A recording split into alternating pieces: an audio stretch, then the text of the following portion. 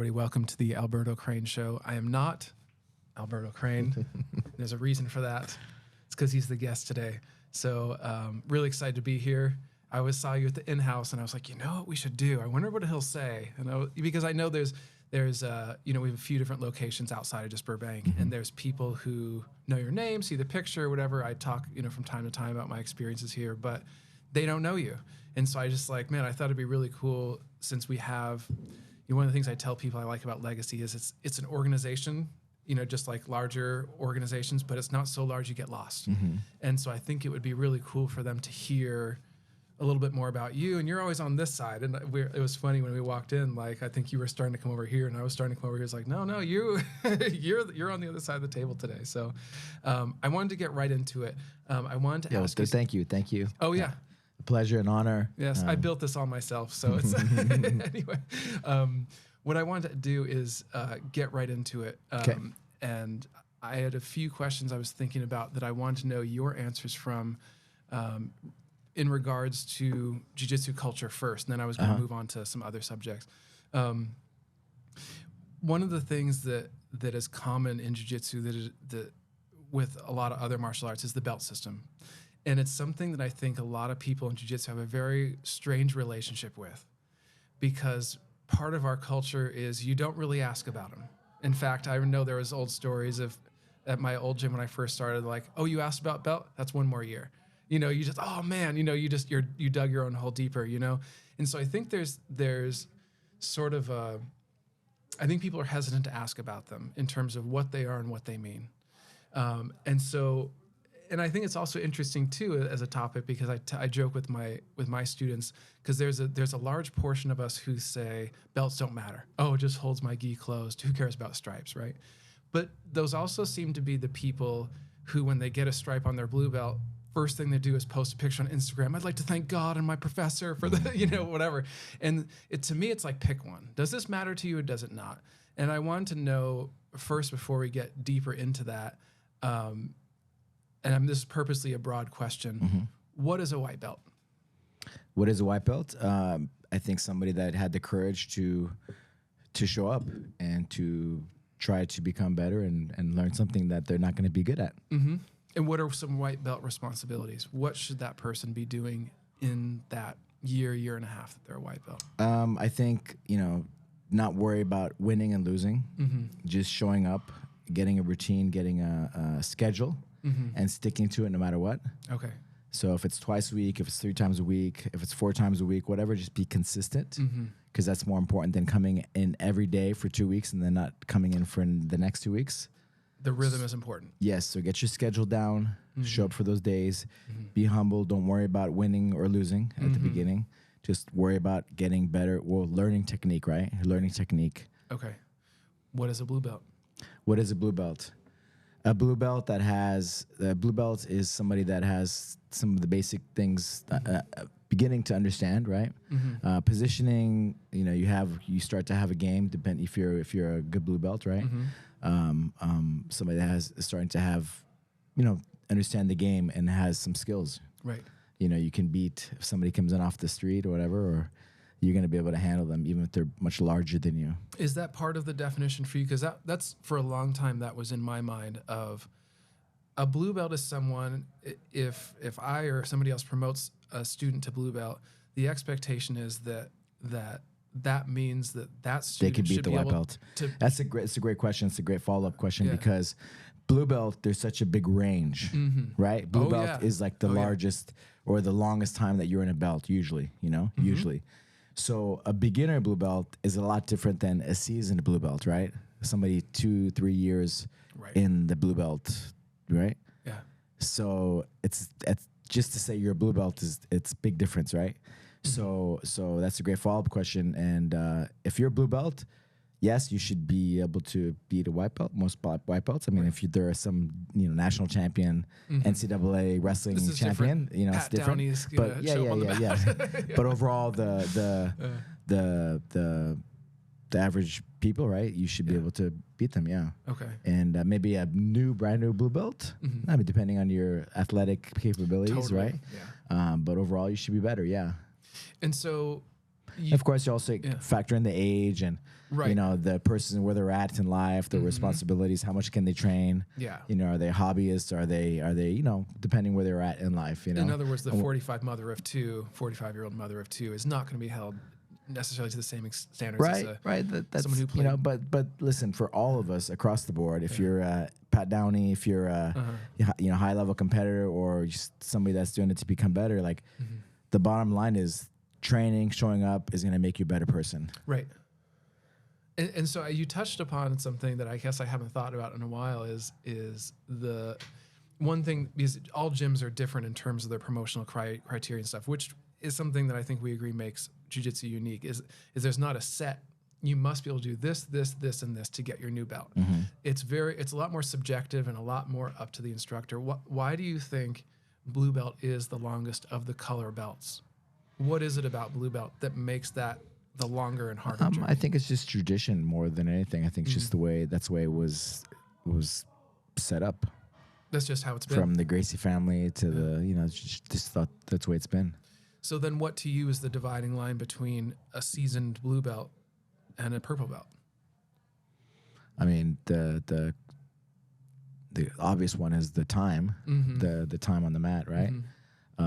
So I think it's the time, but then you're better. You're getting close to purple, and you can for sure beat a white belt coming in, right? Oh yeah, that's the hope. Not always. Listen, there's some like really crazy athletic guys. There was a guy that was in the NFL that came in and showed up. I remember back in the day in New Mexico when I was there, and talk about athletic, and he didn't know anything, and he was hard to beat, and they were like hardcore competitors, like heavier guys too, and this guy could just control him and just with just a couple words, just on intuition, just because he was so big and athletic and knows knew where to his put his body. Space. Yep.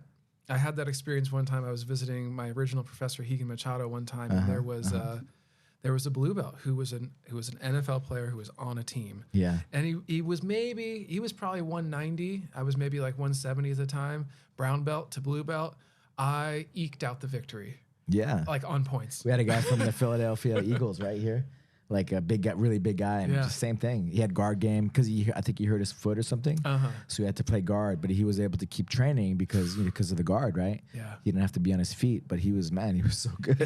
He was so good. He could just watch and see. Yeah.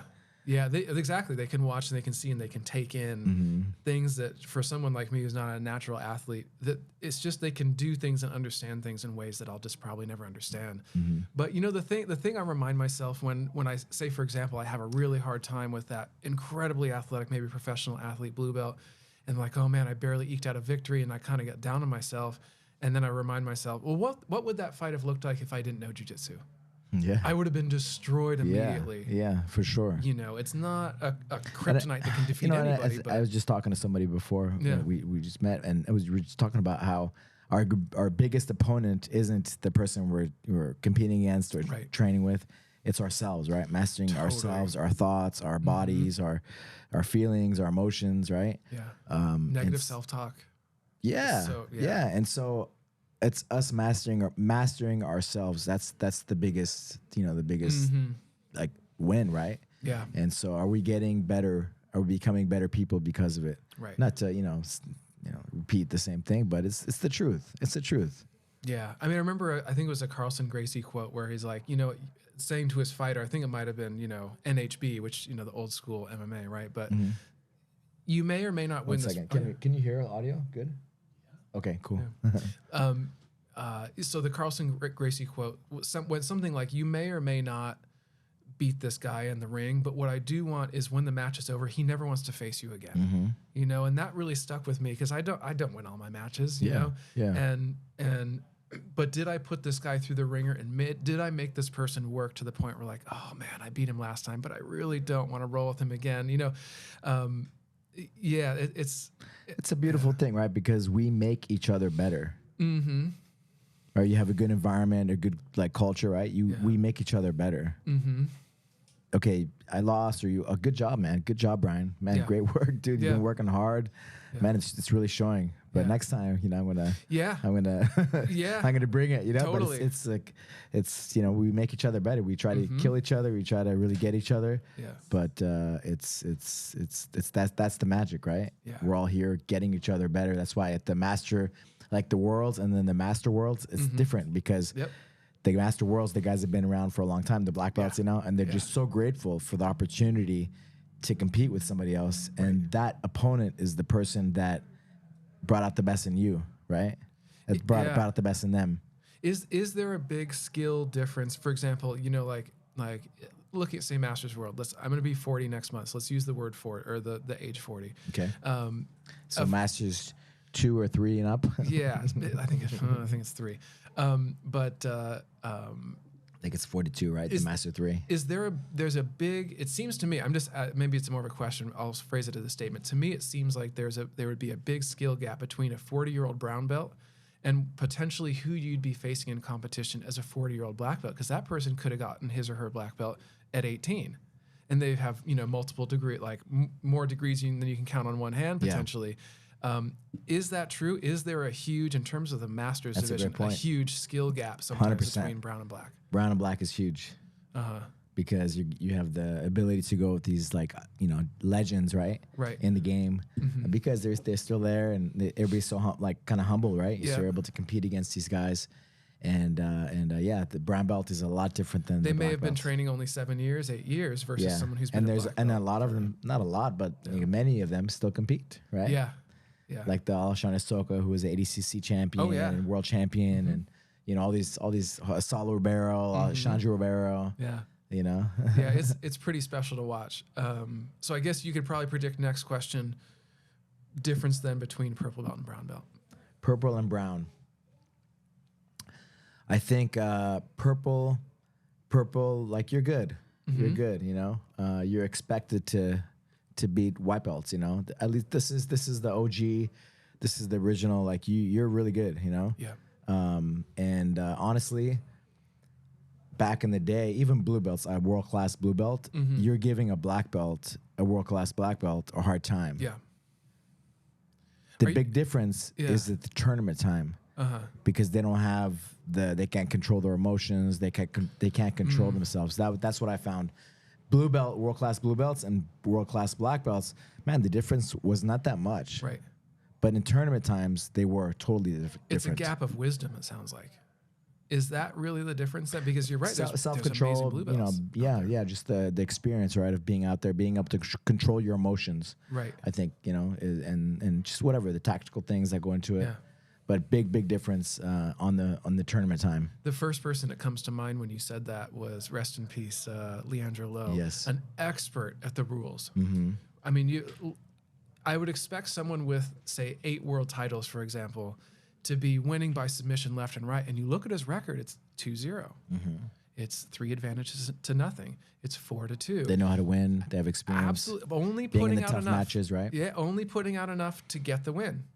When he's in trouble, somehow finding his way magically to the boundaries. Oh, I guess we have to restart. Is that what you mean? Like a master of the rule set? I think not just that, but I think just the mindset, right? Like your mind is strong. Like, for example, let's say you get to black belt. You were making the thing between brown belt and black belt. Like, oh, I'm going in the black belt division. Do I belong? You know? Right. And like talk about the negative self-talk. Am I, you know, those things. But you know what? It's I think that's part of it. And I think part of it is the black belts do have a lot more experience than the guys that have been in the game for a long time. Yeah. But there are black belts that come from brown belt and they win too, right? Yeah. So it just depends on the person and the work that they've done, the right work that they've done.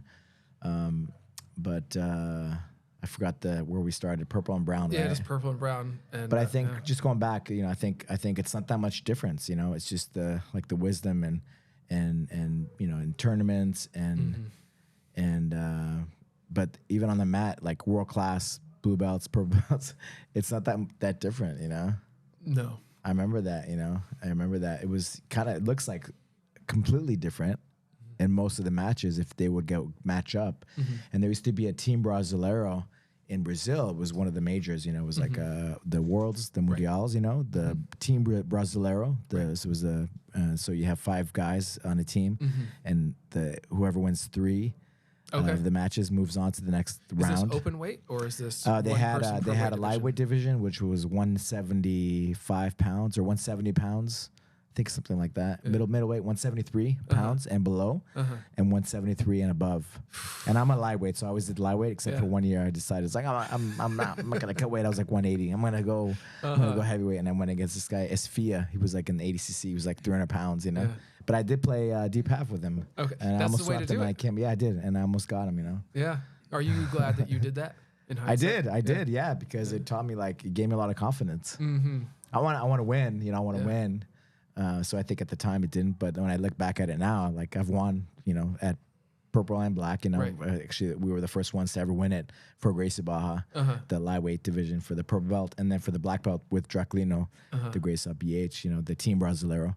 But I'm glad I did it for that thing, just to get that experience, you know. And I've done open weights too. Okay. At that big tournaments, you know. So what then do you think at what point does being heavy, because obviously being strong is an advantage, right? The best people in the world, like say the Hodger Gracies, the Gordon Ryans, these guys are 225-ish, right? 220. But at a certain point, do you see becoming heavier than say 220, 225 becomes a liability? At what point is excessive weight? It depends on the guy, you know. It's not the weight, it's like the person, right? So, you know. Like Victor Hugo comes to mind when you say that. I mean, this guy's like 260 and you can't tell. Yeah. But like there's guys different weights, and they, you know, I think the magic numbers were usually like back in the day, middle heavy, you know, that's like a good middle heavy is like 185-ish, you know. It's like, it's good, but it depends on the person, their skill set, how good they are. That's the beautiful thing with jiu-jitsu, right? They have open weight divisions, because then you can see who is the best pound for pound, right? Absolute, they used to call it, right? Is there a minimum weight that you think someone has to be if they're going to take gold at a major competition? Man, like now, I think, I don't know. Just like 195? No, I don't know. It depends on the person, you know. I think middle weight is okay, like 175, 173, where I would hover. That's when I did the open weights, when I was that weight. When I was lightweight, I didn't feel like my body was strong enough. Right. But listen, there's some of the guys like the old school, I forgot at the Abu Dhabi Pro. I forgot. It was one of the like kind of Otto's guys, the AOJ. When they were still together, you know, the Ramos, Carlos, the Ramos guys. They I think he won. He was a middleweight. And then Hoyle Gracie in the first couple of worlds. Oh yeah. He almost won. I think it was at the second worlds. He was a featherweight. Yeah. And he almost won the open weight. Was it Mario Sperry he lost to in the final? No, it was Morbitech. He's been here before. Oh really? Okay. The Carlson Gracie legend. Yeah. He won. I think he won the first 2 absolutes. Oh yeah. Oh, I know who you're talking. Yeah, he was in UFC. Yeah. He fought Don Fry, I think. And then didn't he have? Was it he who had that match with Eugenio Tadeo? Who was that? It's spelled Tadeo. Yeah. The Lucha Libre guy. That's the one where was that who fought him in that kind of epic like grudge match? Amori. I'm not too sure. I don't think so. I'm not sure. Okay. But they were in that time period. There was a Lucha Libre challenge because Kevin, you know, he does the interviews, right? And it's like gi or no gi, right? Yeah. And there was a big debate about that in the 80s, right? And they actually had a Valetudo event, right? From the gi jiu-jitsu guys fighting the no gi Lucha Libre guys. Lucha Libre means like freestyle, right? But they were like no gi guys, which is the better style, right, for combat. Yeah. And then they fought a Lucha Libre, they fought a Valetudo fight. MMA, anything goes. Yeah. Farbu Gugel was in that fight. A bunch of the Carlson Gracie guys were in it, you know, and the jiu-jitsu guys won. Right? The jiu-jitsu guys won to settle that debate. Before I get, because since we're kind of on this subject, but because in a second I want to ask you about, of course, what is a black belt and what do you look for as someone who's promoted a whole bunch. As an aside, I don't want to upset any no-gi people, but if you look at the ADCC results, the people who win are people who started in the gi. Gordon Ryan competed up until brown belt in the gi. Yeah, you know, you look at who they like, you know, Mika Galvo. You He's look done at both, right? yeah, and you look at even the Rutola brothers. You could go on and on. Why is it that the people who spend their entire jiu-jitsu career doing no-gi don't win as frequently or sometimes at all in ADCC, and the people who have split their time, because logically I would think that if you're going into this no-gi sport, the people who were spending all their time in no-gi should be the ones who come out on top, because it's inefficient, right, on the surface. But that's not how it goes. Do you have any ideas why that is? What's the question? So basically, why is it that when you look at ADCC results, very rarely is it someone from a no-gi only gym who wins? Why is it that it's someone who competed in the gi up until brown and sometimes even black? You know, I think jiu-jitsu with the gi, it's such an amazing tool for your brain, for you to become really technical, because you can't just muscle out of things. You have to really learn the little details, right? I think when you focus on maybe no-gi tournaments or whatever it is, higher level things like ADCC or whatever higher levels, you want to focus on no-gi, right? Right, like things, right? You want to focus on training that, just like Andre Galvão. He's like, yeah, I'm doing a lot of no-gi right now, no-gi right now, but he loves the gi too. You know, I think if you're a black belt in jiu-jitsu, you should be doing both, right? Or else you're not really like, it's not the black same belt. to you. Yeah. I think you should do both. I think you should be it's a man of cloth. Like, you should be doing both. If you're a black Did belt, you say man of the cloth? I don't know. I love that. I feel like you should like write that on the wall or something. But you should be doing both. You should be doing both. Like, there's no like, and the Eddie Bravo has done a great job of marketing. Right. The whole no-gi thing, because there wasn't any of that talk before he started that. Gi or no-gi. Right.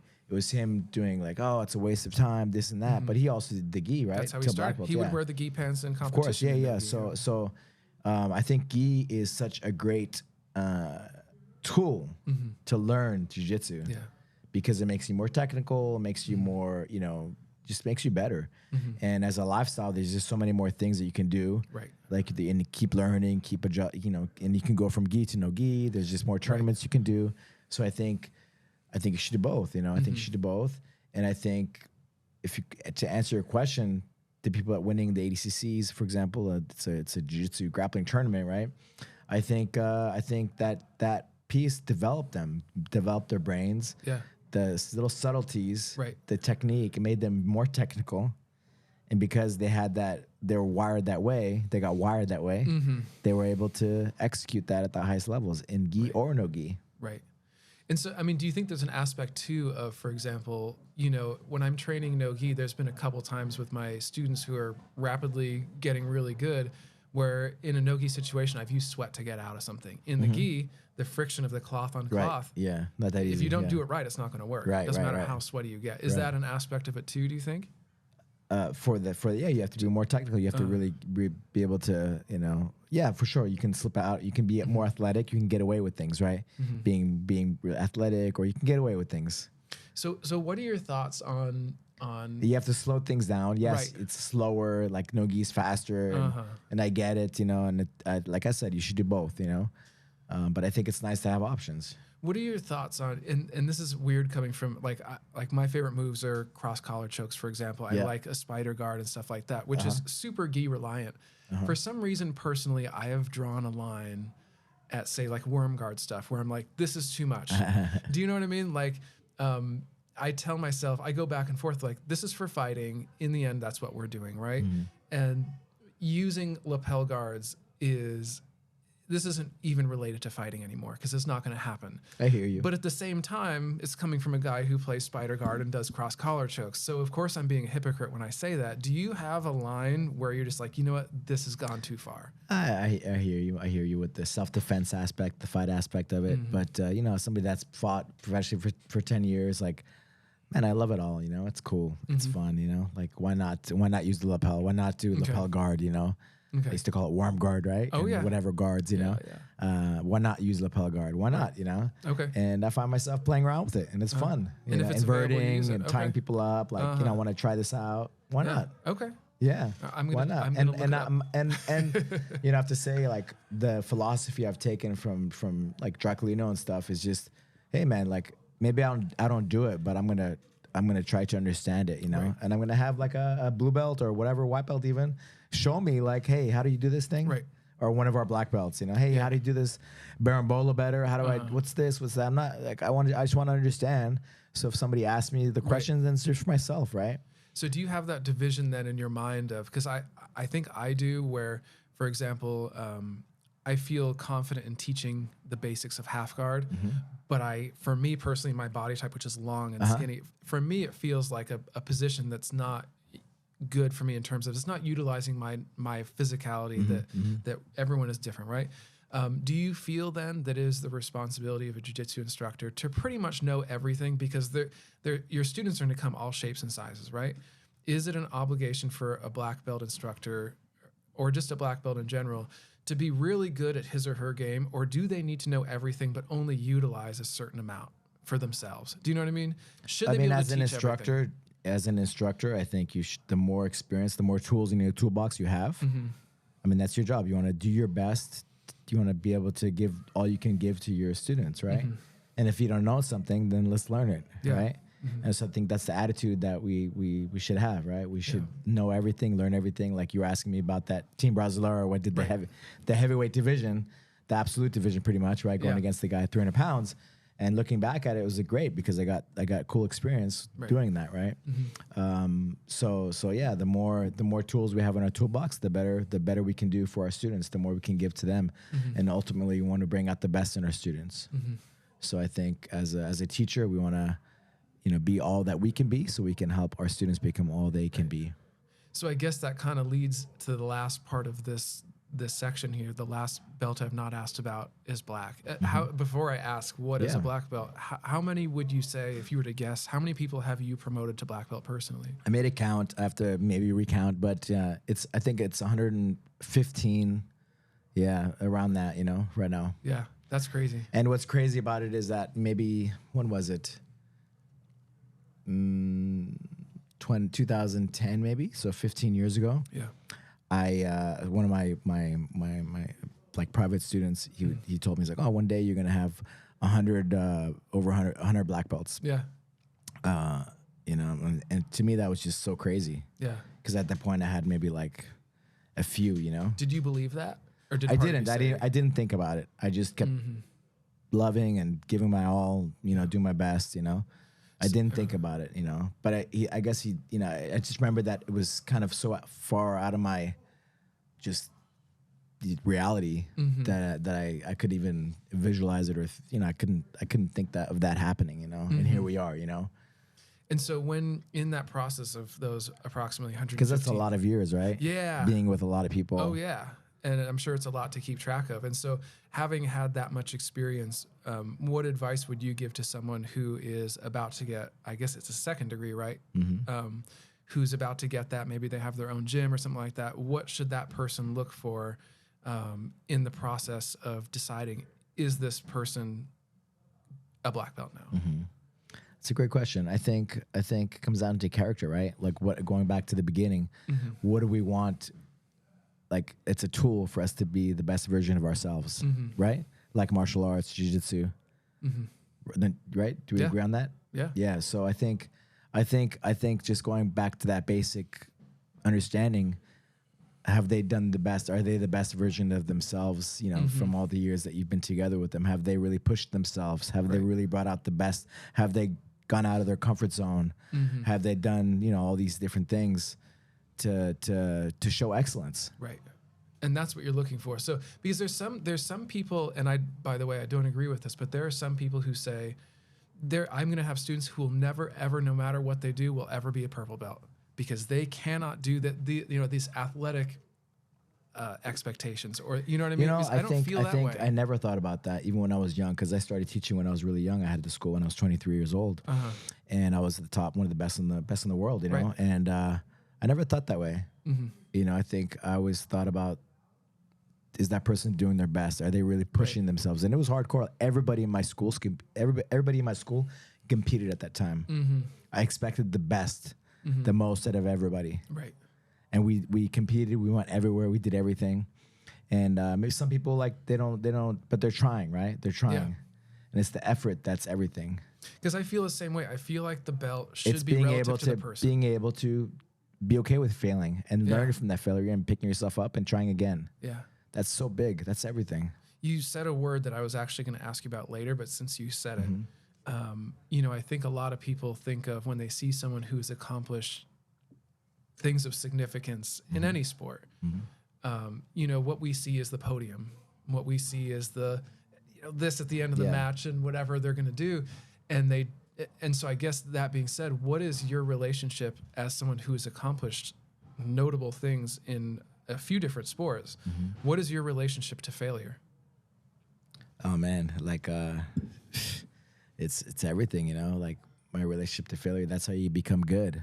You know, I share that with my kids, like you have to embrace failure and losing, you know, but also not just accept that and not be okay with that, but be like, how do I use this to become better, right? And you shouldn't want to lose. Yeah. You shouldn't be okay with losing. And then when it does happen, what do you do with that? You break it down. What happened? What you know? Take away the emotions. Oh, I suck. I this. No.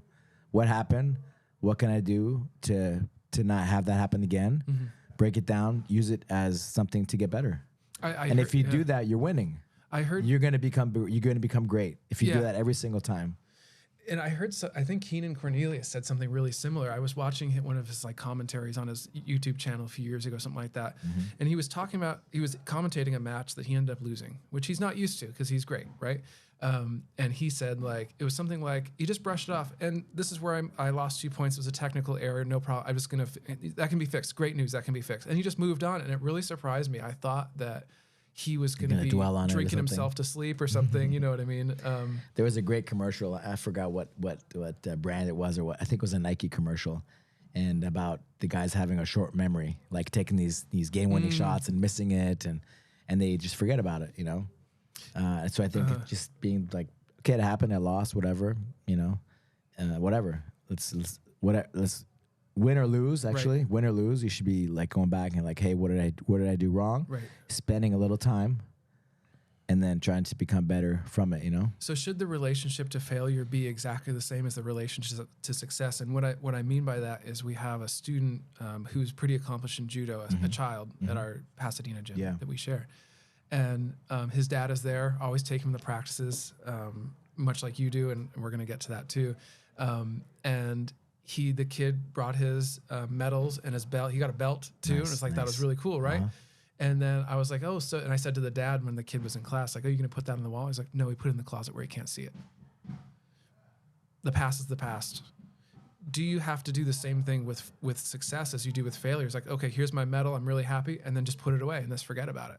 Because, will you get complacent? Will you get happy with where you are, which will then prevent you from? You know, when I was younger, I would have that mindset like, no, I have to put it away. So I keep that hunger. So I keep pushing. And my, you know, Adit would, you know, been together forever. And she'd be like, okay, when I win this, then I'll be happy, right? Or when I do that, I'll be fulfilled, you know? And if it wasn't one thing, it was going to be the next thing. Right. And so that's like, how about you just be happy now with where you are at? And it's a mindset, right? It's like, are you happy? I'm happy. Is it going to be, is everything is enough already? Yeah.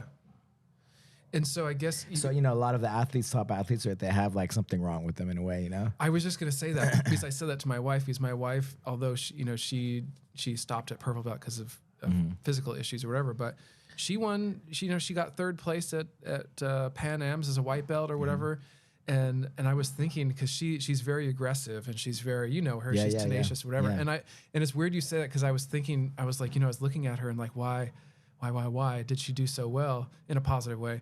It's like there's part of her that will never be in her heart that will never be filled. That if you become satisfied, that's great for whatever, you know, for some purposes, but it's also going to keep you from greatness. Yeah, and it sounds like that's why a lot of top athletes, they don't want to figure out they don't want to be whatever this have a therapist. They don't want to figure it out. They want to use it to become great at their whatever their sport or their whatever they're doing. Yeah. And you know, with that, I tell Serenity that it's like, you use that to inspire a lot of people. How much does it inspire other people being great at a sport?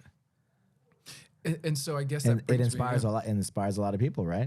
It raises like the frequency of everybody watching you do your thing. When she came in and guest taught that class at Legacy Pasadena, you could tell that there was something about her, even though she was very shy and she hadn't really done something like that before. You could see the difference in the kids, knowing, you know, having said who she was on the way in before she came in, you know. And so I guess that was another thing I was wondering about, because, you know, I've got a 5.5-year-old I'm only making him go twice a week. Great. He's doing Muay Thai once a week with Fresser Gerardo beforehand. He loves his punching and kicking. He punched me the other day. It wasn't fun. And, you know, new baby is coming maybe tomorrow. Who knows? Yeah. You know, so they're going to continue to be raised in the Pasadena gym, just as you essentially raised your children in this gym. That's right. What advice would, and I know Sona she does track, right? And so But she's like telling Serena, hey, when you do jiu-jitsu, let me know. I want to do it too. Okay. So. And then your son is really competitive about his gaming, right? Everyone and he does jiu-jitsu, trains. Yeah. You know? And so what do you think is the job of a parent?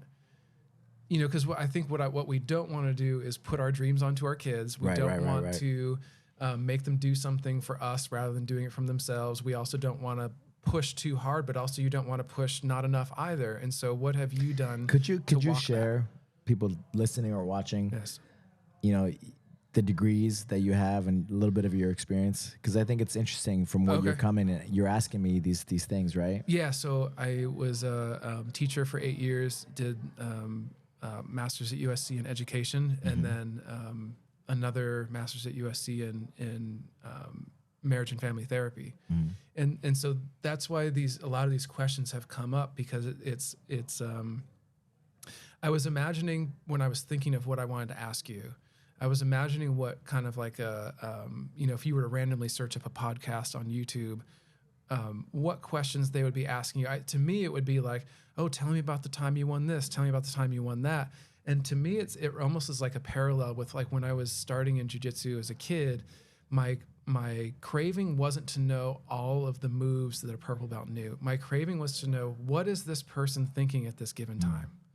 Because if you understand the thinking behind something, that's the major jump in your abilities. And I think you could say here too, for example, you know, it's not, if you were to teach like say omoplata to a blue belt today and they've never seen it before, it's not going to change their world.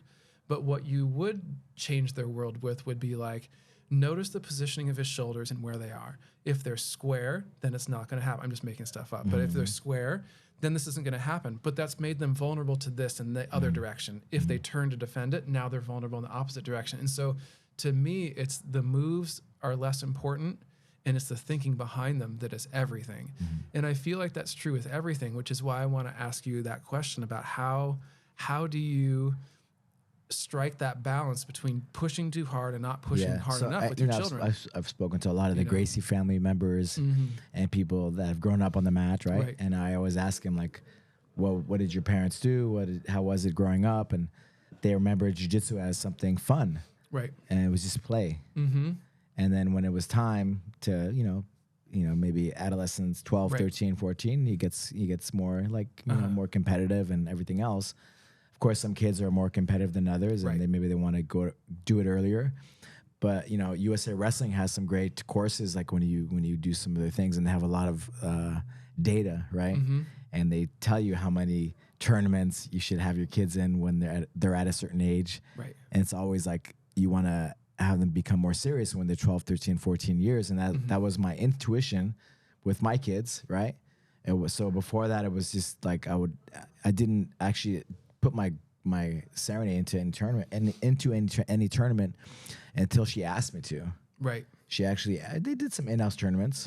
They did some in-house tournaments. All of them actually. No, Sona didn't because she didn't want to. But Sema did. Yeah. And Serenade, she did it, and then she asked me to do some bigger tournaments. Maybe when she was like 10, 11 or something like that. Would it be fair to say that sort of the parent's job then is to in some ways be like the farmer? You get the dirt ready, you got the soil, you got the fertilizer, you throw the seeds in, you put the water in it, and if it grows, it grows? Yeah. Well, I guess just going back to my mindset with my kids is like you were saying, I don't want to put my thing on them, you know. But I talked to them when they were little, and I was like, listen, I want you guys to all have this a part of your life, because I think it helps you become the best version of yourself. And I said it from the heart, like from, you know, just really from the heart, you know. And they all like nodded their head. They really got it, you know. Yeah. And so that's why I'm very proud that Sona asked her sister, hey, when are you going to be on the mat? When are you going to do jiu-jitsu again? Because I'd like to do it as well. And I hope she, you know, and, you know, I want them to all, you know, get their black belts and be good, you know, good black belts as well. But just going back to the whole thing, I think that was my mindset, is just having them be consistent. Right.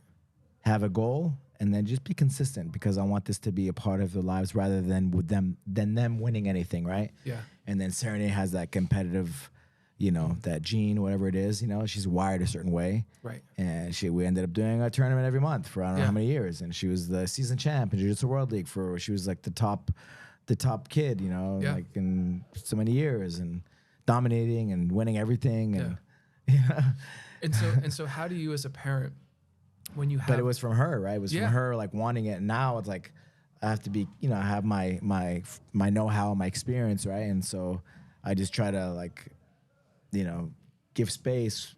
I really have to work hard to give space, right? Because, you know, I don't want to be a know-it-all and tell her, you know, be that like controlling or anything. But I have to give, when it's time to say something, I have to say it. Right. But overall, I just give space, right? And I just make sure she follows through, and all the character things, like having a routine, the same thing as you do as a white belt. You have your schedule, you stick to your schedule, set your goals. Right. You know, the things that I did, right, that helped me become great, you know? And I told her too, I was like, man, you have a lot of potential to do whatever you want to do, right? But, you know, she was competing a lot in jiu-jitsu, might as well, you know, go to do your best, or be your best in the world, you know? And so, if she didn't have that potential, I wouldn't have said it. But if I don't say that, that's my bad, right? Yeah. I feel like she might have missed a bus without even knowing it was coming to you know, she's wired for this thing, and she just randomly did the wrestling in high school, and now she's on the train, you know? Yeah. And so to what extent do you do direct instruction with her in terms of technique? And like, because I know Crone Gracie, for example, makes a big deal about his dad not being. Yeah, the last time I rolled him, I would sometimes roll with my dad. Very rarely, it was, you know, Henry Akins and other people who taught me. Yeah. And it's interesting. You know, the last time I watched that too. I listened to that. Yeah, and so to what extent do you get involved in instruction with her? It's interesting because we have like same personality, you know, and so I want to show her some things that can be applied to wrestling and to jiu-jitsu. It's jiu-jitsu, but it's also, you can use it in wrestling. I want to share some things that I think can help her, you know. But overall, like, I have other people helping her, right? Like it's always been that way since they were little. Here and there, I say certain things, or at the tournaments time, you know, I warm up with her and I say a few things, you know.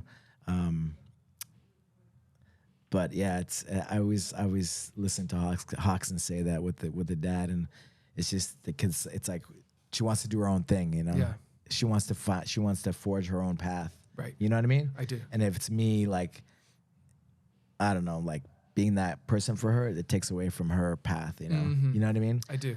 So I have to like step back and, you know, just let it happen and support, you know, and say the things when I need to say. But overall, like, because I love it, you know. I love that she does what she does, and, you know, I love that my son also, she does track and field. She won the league this year, you know.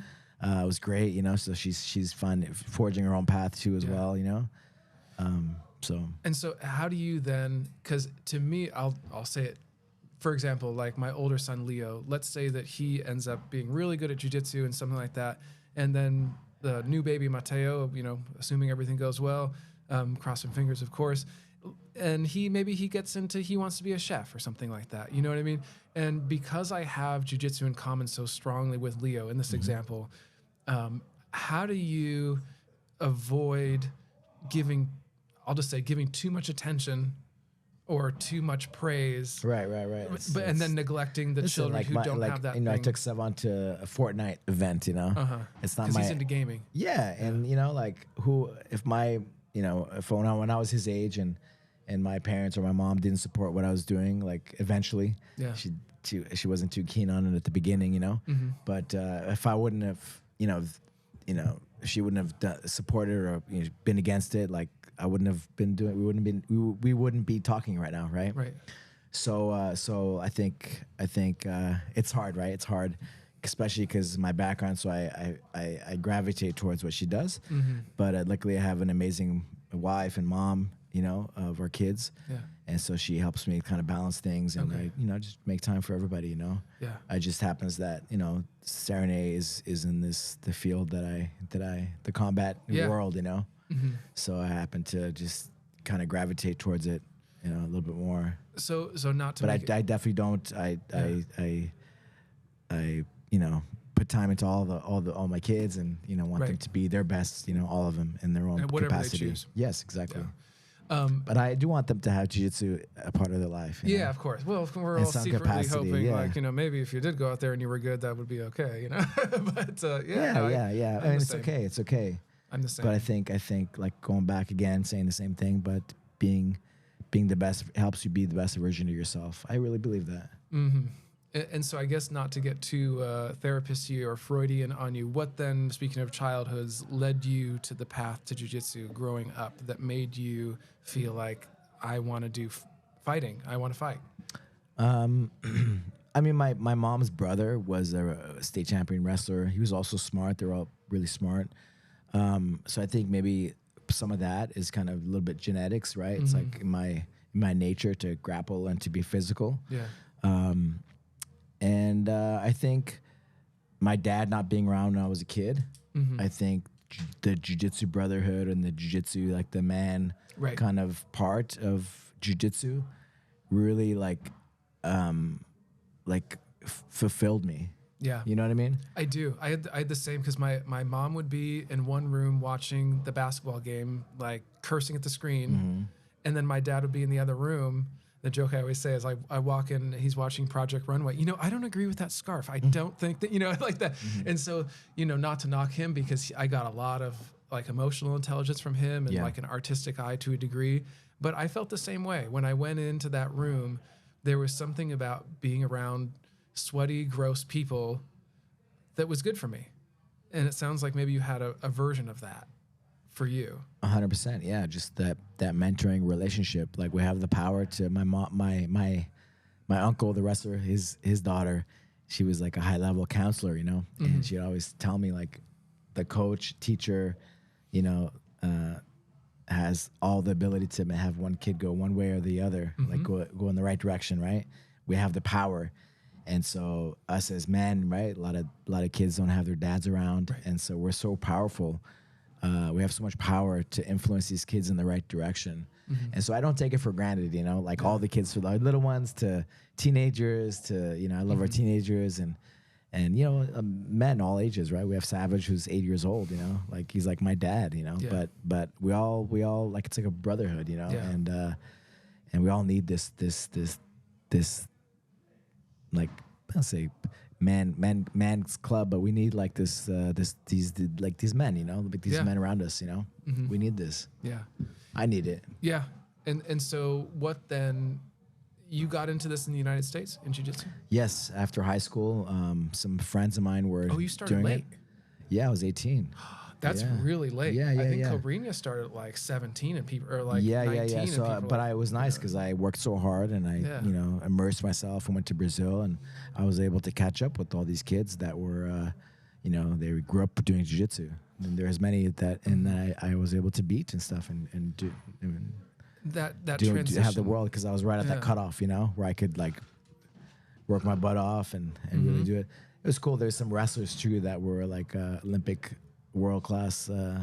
They medaled at least, but they started when they were 18 as well. So it's like, okay, there's hope, Yeah. I did a seminar really late. back in the day, yeah. But I was still really early in the game, but still there's many kids that have grown up on the mat, Yeah. but they were like black belts pretend they were 19, Yeah. And so I was black belt at 25, right? But I'm wow. still there. I still Yeah. have a couple years, Man. And so how did you then make because moving essentially not just countries, but continent completely must have been a big decision for you. And you kind of alluded earlier that maybe your mom wasn't such a fan at the beginning. What made you make that jump to Brazil? How long did you live there? And how did I your read family that book, react to it? Think and Grow Rich by Napoleon Hill. And so he talks about, you know, like it's the science of success, right? And so write down your goals, what you want. And I wrote down I wanted to be one of the best in the world. And so the place to do that was to go to Brazil. And so it was obvious to you that's what you needed to do. Yeah, that's what I needed to do. I lived in New Mexico, in a small town of New Mexico, and I didn't have the right people around me. So I would read books and surround myself with the books, and because it's the same kind of things, right? That successful people do. But I wanted to be in the middle of everything, where the best people were.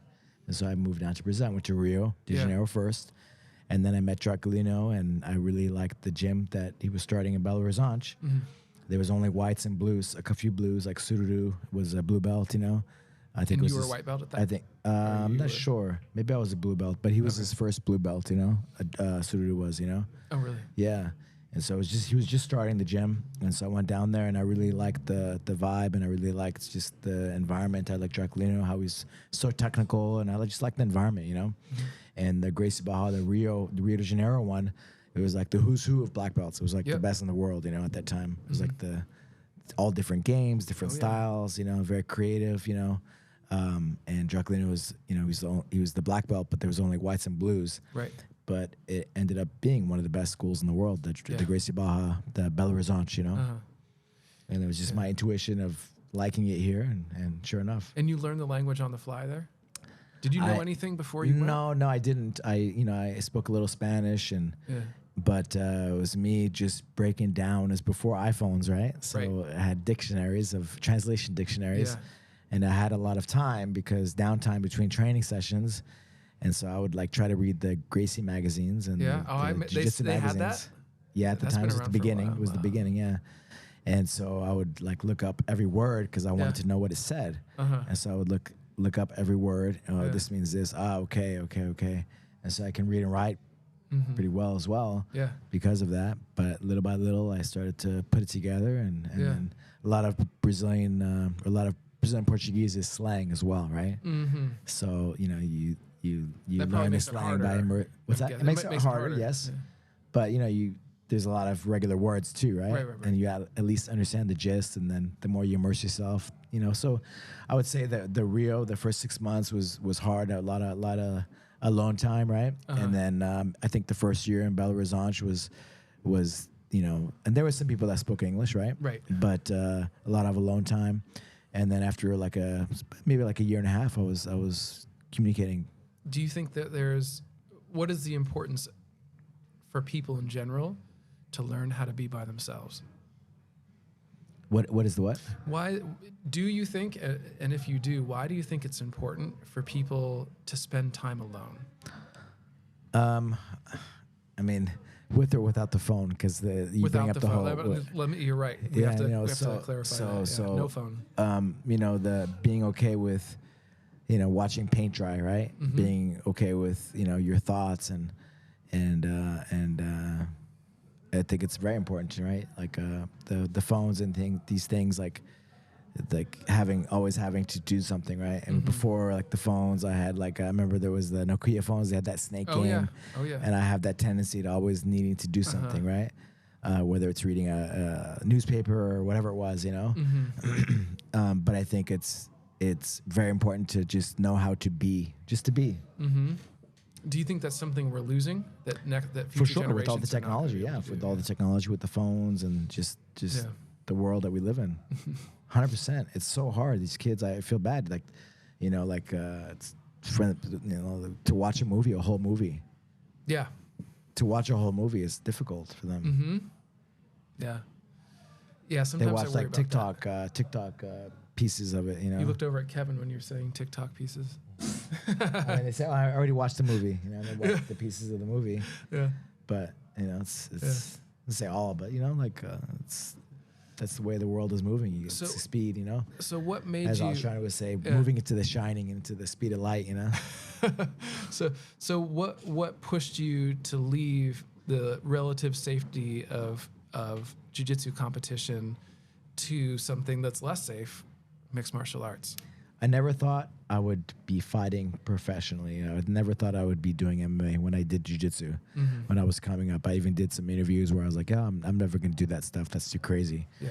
But when I got my black belt, you know, I was like, I want to test this stuff and see if it works.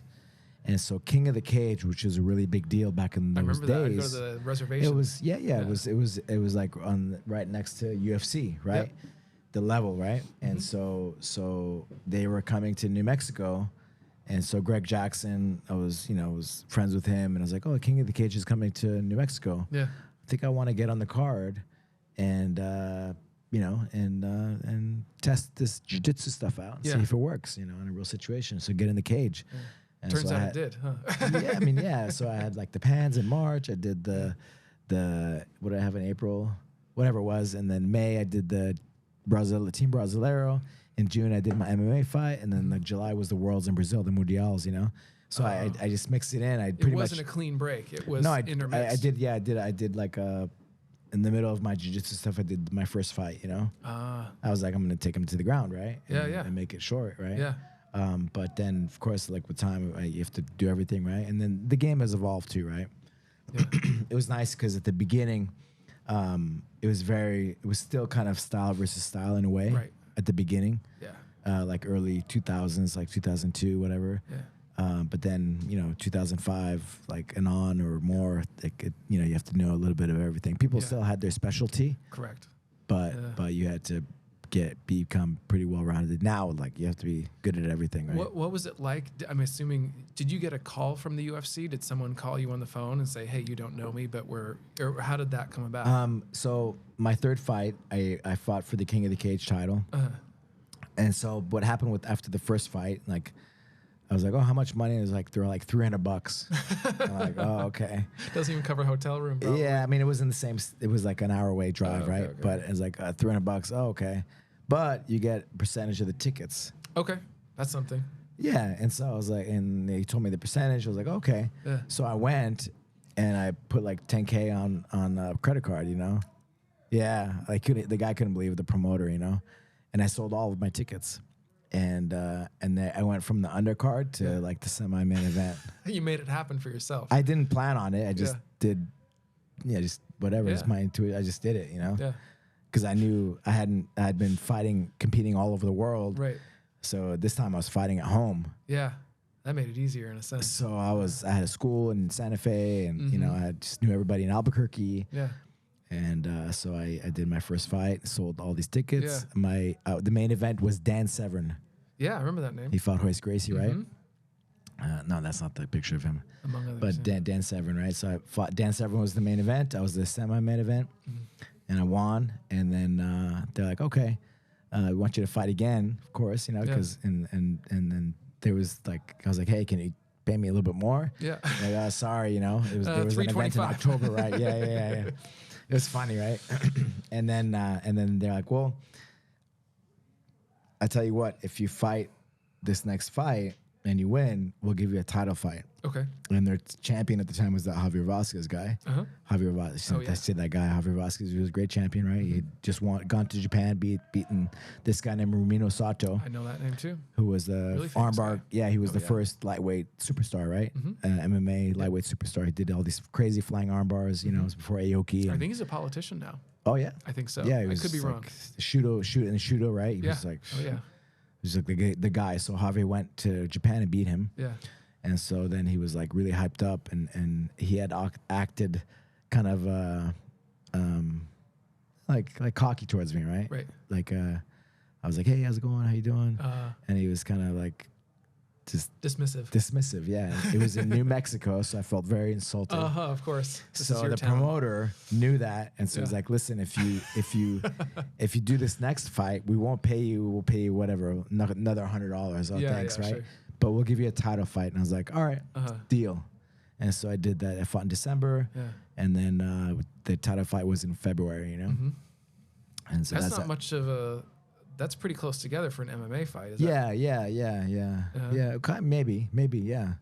These days, by modern. It was the end of February, something like that. And me and my family went to China in December. Okay.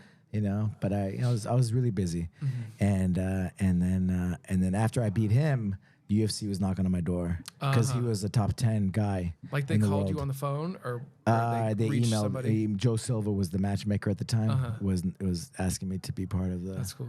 the UFC because he was about to fight in the UFC, Mm-hmm. and so King of the Cage. Yeah. They knew I was like kind of a bad matchup for him. Yeah.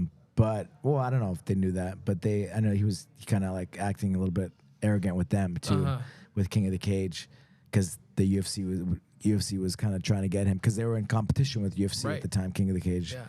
they were like pretty close, Yeah. you know. So they whatever they set us up and the fight happened, and then kind of he hurt his knee too in the fight, and so it kind of took him out. But they were wanting me to fight in the UFC at the time. Yeah. After that, and then I kind of the King of the Cage. I was like, to defend the title. Yeah. I was like, well, how much are you gonna pay me? Like $1,000 or something. I don't know what it was, something crazy. And I was like, it's not really worth my time. So I just vacated it. Yeah. I was like, I'm good. Yeah. Thanks. I had the belt, whatever. And then I ended up. Because Matt Hughes said that thing, you're not the champion until you defend your belt. Right. So Which is totally made up, by the way. Yeah. You're But the I champion ended up 'cause you fighting have the that guy belt. just out of spite, just because of that. You said that. I was like, let me get that guy to fight that guy just so I can, say I did that, Right. So I fought him later on just to do it. Yeah. And then I started fighting, did a fight and ran another title fight in US, and then fought in Japan. Yeah. And then the UFC was knocking on my door, wanted me to, because it was a big pay-per-view event. Supposedly, I don't know if it's true, but supposedly it got more views than the BJ Penn Call Uno fight in the UFC at the time, the title fight. Yeah. I don't know, because we were cool. both grapplers, and it was a good close fight. Yeah. It was on pay-per-view as well, and so like whatever, it got a lot of hype. If Serenade came to you tomorrow and said, "Dad," I don't want You don't have to finish the question. I don't want her to fight. Yeah, I don't want her to. It's not necessary, Okay. It's not necessary. So like, it's all good. I'm not against girls fighting, but it's not necessary, Okay. There's so many avenues for her to express herself and to do great things, Right. Just, I mean, back in those days, there weren't all these like super fight events with money Right. for grappling and for jiu-jitsu. Now there's so many. Oh my can God, make a that's living, jiu-jitsu. Yeah, seminars, wrestling too. instructionals. Yeah. There's so many She can so make many some money. ways. Yeah. Yeah. Okay.